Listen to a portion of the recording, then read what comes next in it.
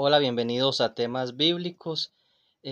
Cuando pensamos en el título de este video, una teología de Satanás, eh, pensamos en cosas muy oscuras como sacrificar gatos, como iglesias satanistas, como actividades que se practican el 31 de diciembre, de libros de magia negra, de muchas cosas, excepto o en muy pocas ocasiones pensamos en que muchas veces la teología de Satanás es poner la mira en las cosas de los hombres, en las cosas terrenales y en la mal llamada teología de la prosperidad o pare de sufrir. ¿Y cómo probamos esto? El Señor Jesús en una ocasión le dice algo muy fuerte al apóstol Pedro. Él le dice, en otras palabras, que él está cumpliendo la tarea de Satanás, o en ese momento está representando o creyendo lo que Satanás cree y lo que Satanás hace creer a todos los que están controlados por él. Dice Mateo capítulo 16, versículo 21. Desde entonces comenzó Jesús a declarar a sus discípulos que le era necesario ir a Jerusalén y padecer mucho de los ancianos, de los principales sacerdotes y de los escribas, y ser muerto y resucitar al tercer día.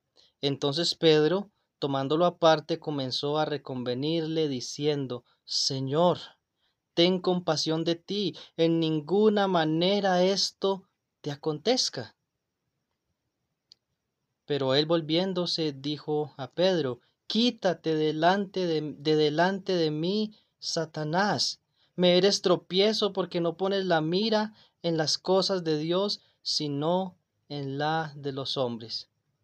Este texto nos puede probar que cuando hay personas que predican cosas como las que Pedro, digámoslo así, le estaba predicando al Señor, o le estaba reconviniendo, le estaba diciendo al Señor Jesús: Ten compasión de ti, en ninguna manera eso te acontezca.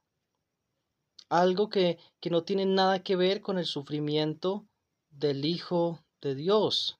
En ese caso, del Hijo de Dios, Jesús, y en el caso nuestro, algo que tiene que ver con el que el cristiano no puede sufrir. Mencionaba la expresión pare de sufrir, la mencionan algunas pseudo iglesias, y otras falsas iglesias lo manejan como la teología o la mal llamada teología de la prosperidad o palabra de fe o ciencia cristiana, muchas otras cosas.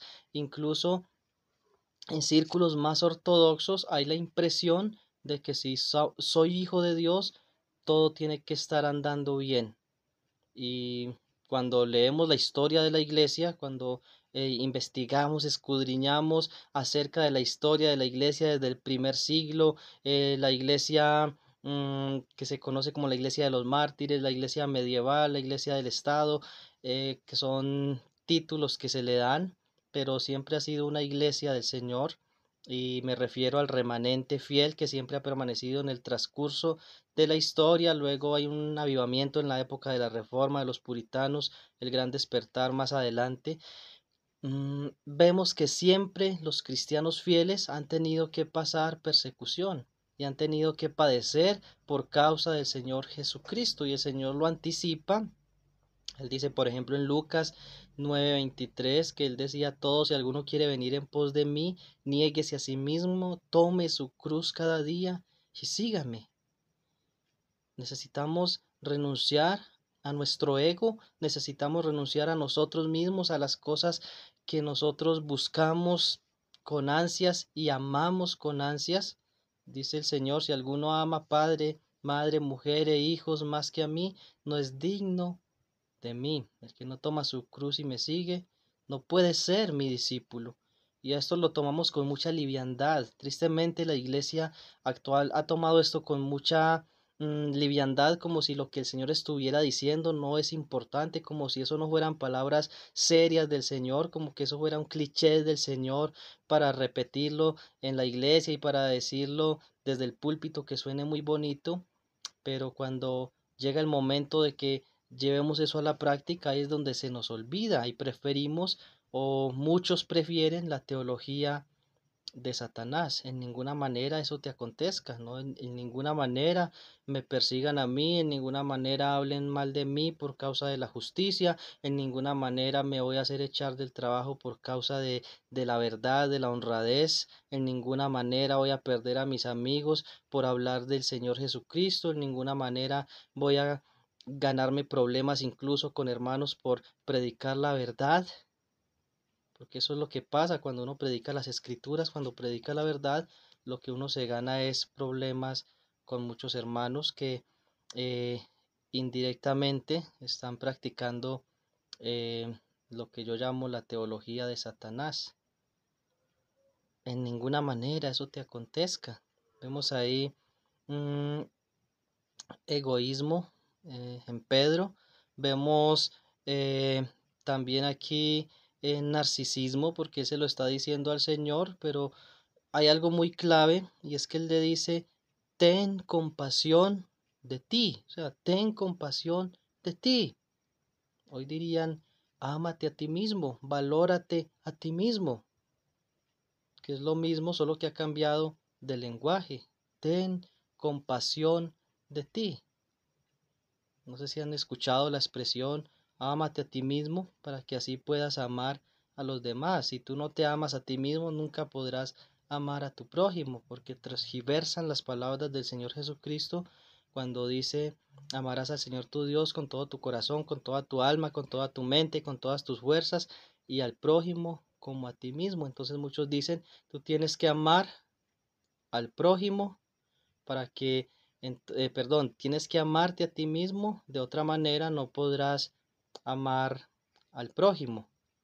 Y es todo lo contrario, como te amas tanto a ti mismo, debes amar a tu prójimo como te amas a ti. Es un estándar alto. Te amas tanto a ti mismo que a sí mismo deberías o debes amar a tu prójimo.